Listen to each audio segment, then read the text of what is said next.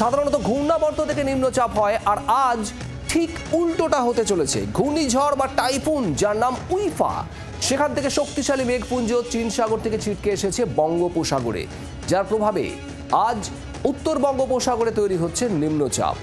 দক্ষিণবঙ্গের জেলায় জেলায় ইতিমধ্যে নিম্নচাপের বৃষ্টি শুরু হয়েছে। সোমবার পর্যন্ত বৃষ্টি চলবে এমনটাই বলা হচ্ছে, আর সব থেকে বেশি বৃষ্টি হবে আজ এবং কাল। উত্তরবঙ্গেও বৃষ্টি থাকবে, তবে আজ বৃষ্টির সম্ভাবনা কম উত্তরবঙ্গে। আগামীকাল থেকে রবিবার পর্যন্ত বিক্ষিপ্তভাবে ভারী বৃষ্টির সতর্কতা থাকছে উত্তরবঙ্গে।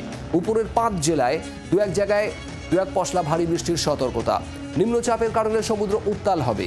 আজ থেকে পরবর্তী বিজ্ঞপ্তি জারি না হওয়া পর্যন্ত মৎস্যজীবীদের সমুদ্রে যেতে নিষেধাজ্ঞা রয়েছে। আজ অতি ভারী বৃষ্টি হতে পারে বাঁকুড়া, পুরুলিয়া, পূর্ব পশ্চিম মেদিনীপুর, ঝাড়গ্রাম এবং দক্ষিণ 24 পরগনায়।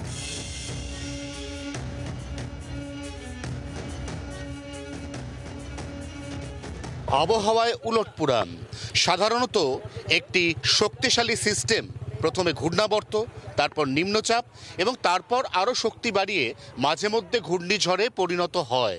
বঙ্গোপসাগরে এই মুহূর্তে যে সিস্টেম তৈরি হয়েছে তা মূলত একটি ঘূর্ণিঝড়, যা চীন ভিয়েতনাম সাগরে তৈরি, যার নাম উইফা, তার থেকে বিচ্ছিন্ন খণ্ডিত অংশ।